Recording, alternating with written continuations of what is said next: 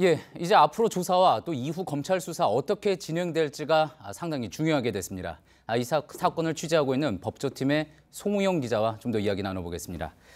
자, 송 기자, 일단 김 전 차관이요. 출국 심사장을 통과를 해서 이제 정말 비행기를 탈 수 있는 이른바 게이트까지 갔다가 제지당한 겁니다. 자, 그렇다 보니까 이 자칫 정말 떠날 수 있었던 것 아니냐, 뭐 이런 의문도 나오는 것 같습니다.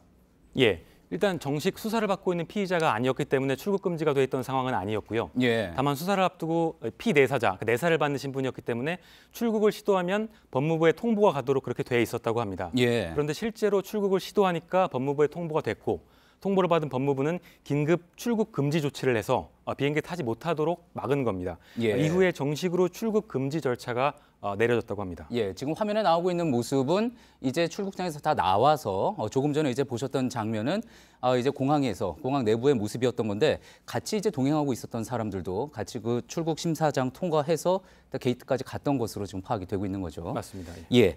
자, 그러면은 지금 상황 이제 보면은 검찰 수사가 어떻습니까? 바로 이제 검찰 수사가 진행될 거다 이렇게 해석을 해볼 수가 있겠습니까? 네, 그 부분은 설명이 좀 필요한데요. 일단 김 전 차관에 대한 진상조사단의 조사가 지난 15일 날 무산이 됐습니다. 소환 요구에 응하지 않았고요.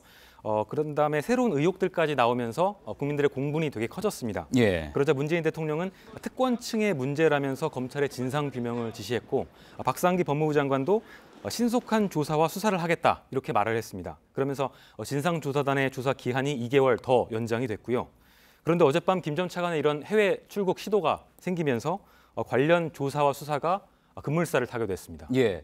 자, 그러니까 그동안 이제 진상조사단은 수사권이 없기 때문에 강제적으로 뭔가를 할 수도 없었고 뭐 꼭 소환을 강제적으로 할 수도 없었고 그렇기 때문에 이제 본격적인 수사를 위해서는 수사기관에 정식으로 수사 의뢰를 해야 하는 거였었잖아요.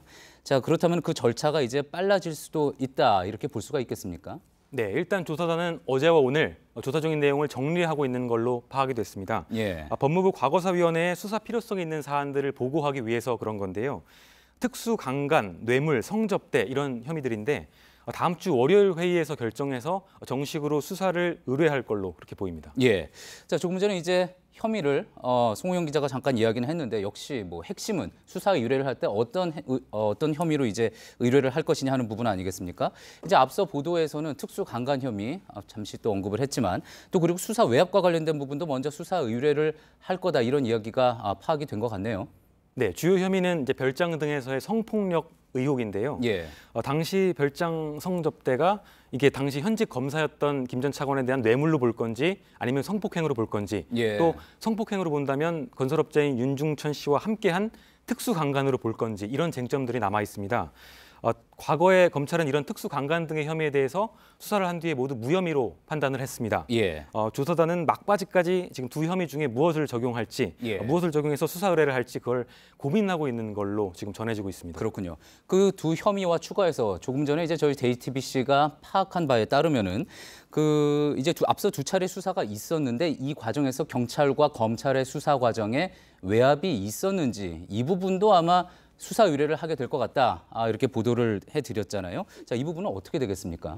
맞습니다. 그 민감용 경찰청장이 최근에 그 육안으로도 영상 속 인물이 김 전 차관이라는 걸 알 수 있다고 얘기한 그 영상도 수사 당시, 과거 검찰 수사 당시에 있었고 또 성폭행을 당한 거라고 주장하는 피해자도 있었습니다. 예. 그런데도 두 차례 수사에서 모두 무혐의 처분을 받았고 그래서 지금까지 당시 외압이나 수사에 방해가 있었던 것 아니냐 이런 의혹들이 끊임없이 나왔습니다.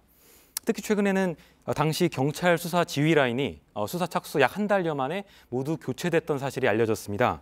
때문에 조사단은 당시 수사에 영향을 줄 수 있었던 청와대와 법무부 또 검찰 지휘 라인을 의심하고 있습니다. 예. 또 이들 지휘부 관계자들에 대한 직권남용 혐의로 수사를 의뢰할지 이것도 검토 중인 걸로 알려졌습니다. 예. 자, 그렇다면은 사건 규모가 상당히 커지는 것 아니겠습니까?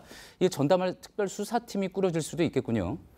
네, 수사팀 규모는 이제 수사 의뢰, 정식 수사 의뢰가 이루어져 봐야 정확히 알 수 있는데요. 예. 다만 지금 검토되고 있는 혐의들이 지금 현직 검사들 또 고위급 검사들에 대한 수사로 이어질 수가 있습니다.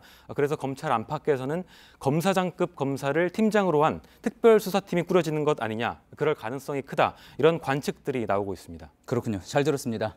지금까지 법무팀 송우영 기자였습니다.